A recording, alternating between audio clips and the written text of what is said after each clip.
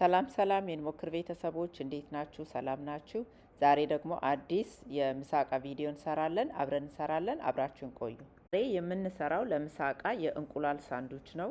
ተጠብሶ ሳይሆን እንቁላሉ ተቀቅሎ እንቁላል ሳላድ ነው። እንቁላሉ ተቀቅሎ ተልጦ ማዮኔዝ እና ማስተርድ ሳለሪ ተደርጎ እንደ ቺክን ሳላድ እንቁላል ሳላድ የተሰራ ነው። ያንን ነው ሳንዱች የምናደርገው። ይሄ ከዚህ በፊት የሰራሁት እንቁላል ሳላድ ስላለኝ ያንን ነው ለምሳ የምሰራው። እናንተ አሰራሩን የማታውቁ ከሆነ ቪዲዮ እንድሰራ ኮሜንት አድርጉ። በሚቀጥለው ጊዜ እንቁላል ሳላዱ ራሱ እንዴት እንደሚሰራ ቪዲዮ ሰራለሁ። ስለዚህ እንቁላል ሳላዱን ካዘጋጃችሁ በኋላ ዳቦ ብትፈልጉ ቶስት ማድረግ ትችላላችሁ። ባትፈልጉ ደግሞ እንዲሁም መሆን ይችላል። እንቁላል ሳላዱ ተዘጋጅቶ ፍሪጅ ውስጥ 2-3 ቀን መቀመጥ ይችላል። ያም ደግሞ ለምንድን ነው የሚረዳ? በምንፈልግ ጊዜ ለኛ ወይም ለልጆቻችን ምሳ በቀላሉ አዘጋጅተን ያስቀመጥነውን ሳንዱች ሰርተን ይዘን ለመሄድ ይጠቅማል ማለት ነው።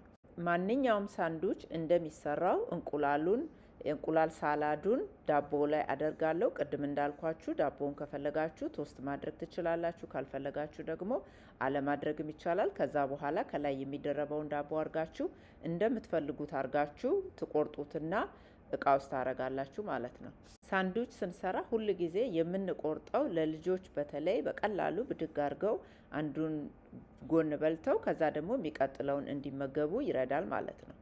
እንግዲህ ምሳ እቃ ስናዘጋጅ ከዚህ ቀደም እንደተናገርኩት በተቻለ መጠን ልጆቻችን የተለያየ ነገር እንዲመገቡ ማበረታታት ወይም ጥረት ማድረግ፣ ለዛም ደግሞ የምንሰጣቸው ነገር በጣም ትንሽ ግን ደግሞ የተለያየ ነገር ቢሆን ሁሉንም ንጥረ ነገር ያማከለ ቢሆን ይመረጣል።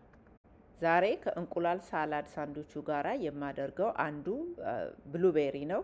ብሉቤሪውን አጥባችሁ አስተካክላችሁ ልጆች ብድግ አድርገው ብቻ መብላት እንዲችሉት አድርገን ምሳቃቸው ውስጥ እናደርጋለን ማለት ነው።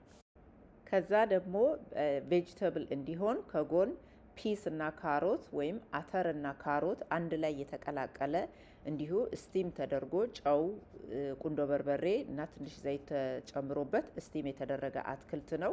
ልጆች ሶፍት እንዲሆን በደንብ ተደርጎ የበሰለ ነው።